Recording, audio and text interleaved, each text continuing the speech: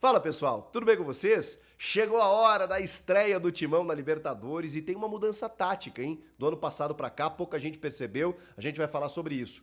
Tem alguns cortes, um corte muito suspeito, inclusive, nos relacionados pra partida. A gente também vai falar a respeito. E um atacante que tá de saída, será? Chega mais, eu sou o Chico Garcia, inscreva-se no canal e vamos juntos.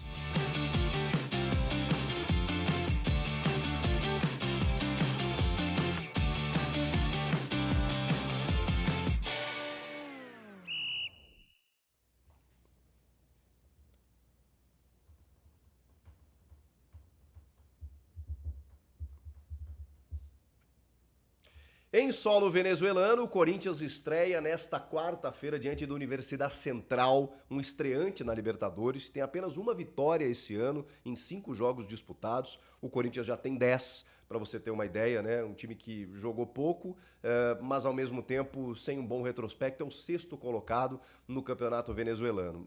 Evidentemente, o jogo da vida, né, desses jogadores, desses atletas, mas o Corinthians não pode correr risco, tem que ir lá para fazer o resultado, se puder vencer o jogo melhor, para depois decidir na sua casa nessa primeira das 2 fases eliminatórias que o Corinthians tem antes da fase de grupos da Libertadores.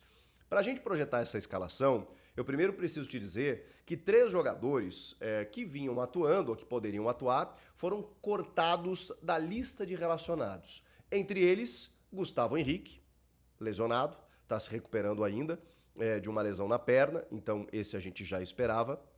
Diego Palacios foi cortado, segundo informações por opção técnica. E aí, gente, tá cada vez mais difícil de entender. O Corinthians está encaminhando a contratação do Fabrício Angileri. O Matheus Bidu, teoricamente, está sendo colocado como moeda de troca. Será? Mas hoje o Hugo tem sido titular no lugar do Bidu.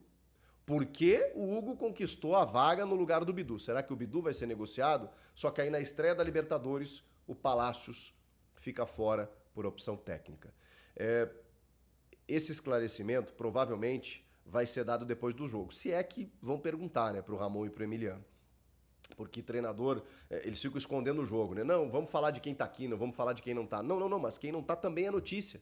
Porque o Corinthians está contratando um 4º lateral esquerdo, sendo que o principal contratado no ano passado não joga.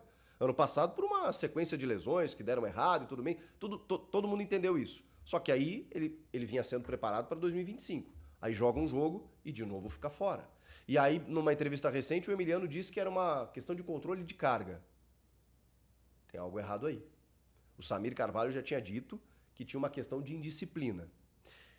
Ele foi perguntado sobre isso e eles refutaram. Não tem nada disso. Bom, mas aí a gente já começa a suspeitar que tem alguma coisa errada, porque não é possível. Ou então vão negociar o Palácios, ou vão liberar o Palácios para contratar o Angileri. Não sei. Mas é um corte suspeito.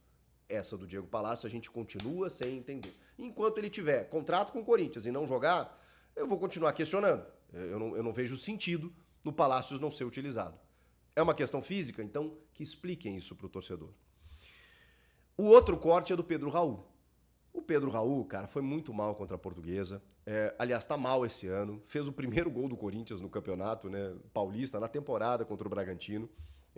Ou ele faz o da virada, né? Ele faz o da virada, eu acho, né? Enfim, fez no primeiro jogo, todo mundo imaginou, caramba, recusou um monte de proposta, um monte de gente tentou contratar o Pedro Raul por empréstimo, não sei o quê, o salário alto, né? Todo mundo aqui e tal, e ele, não, eu vou ficar no Corinthians que eu quero recuperar a minha imagem, assim como o Yuri Alberto conseguiu, eu também vou conseguir.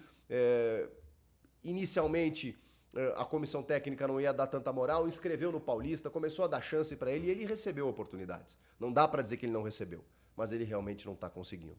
E aí agora tem o interesse do Ceará.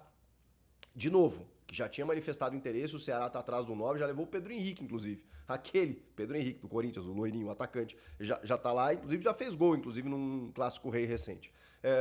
Eles querem contar com o Pedro Raul, só que o jogador precisa querer.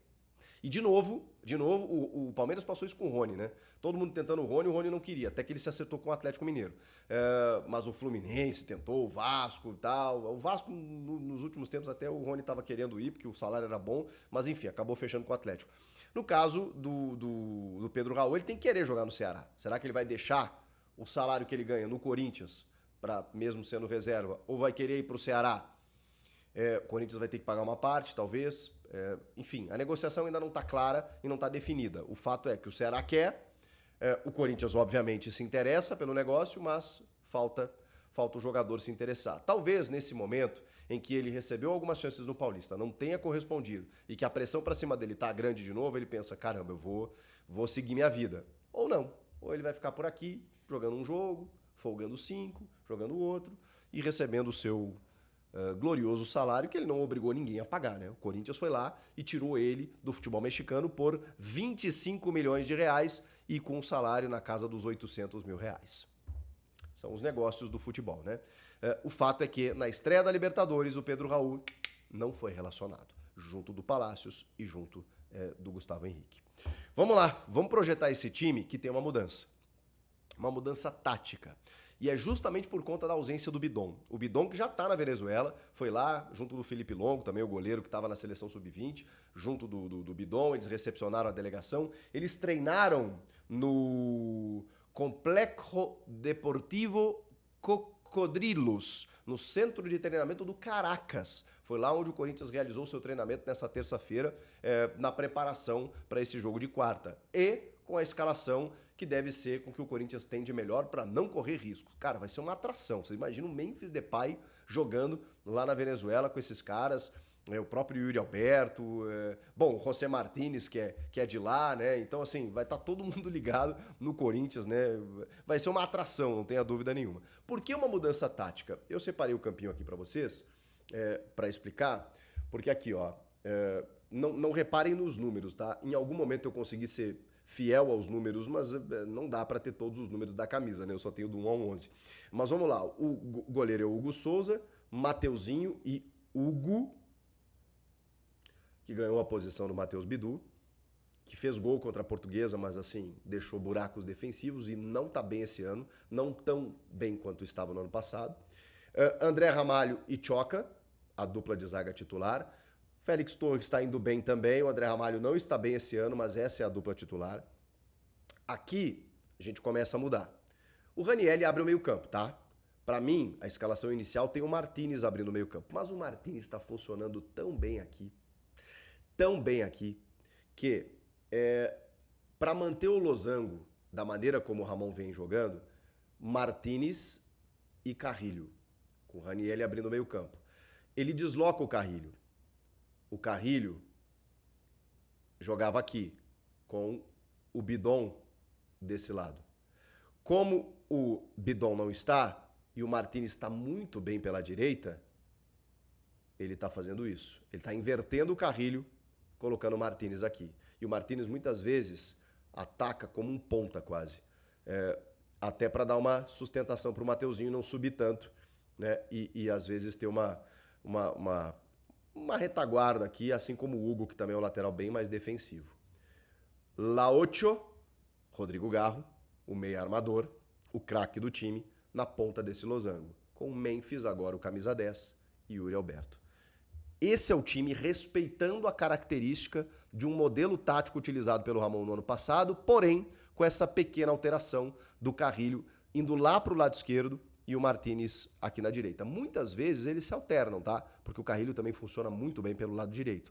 E o Martínez é um cara muito versátil. Então ele ataca como ponta, ele pode voltar pelo lado esquerdo para recompor, ele pode voltar para fazer a primeira função. Depois ele pode fazer uma troca, baixando o Martínez para cá, tirando o Ranieri e botando mais um jogador aqui, seja o Carrilho aqui e o Rian desse lado, ou o Alex Santana, que tem um poder de marcação e também chega bem à frente. Enfim, são as várias possibilidades que tem Ramon Dias com esse elenco do Corinthians, o time titular, e ainda tem Thales Magno voando para entrar no segundo tempo e resolver a parada.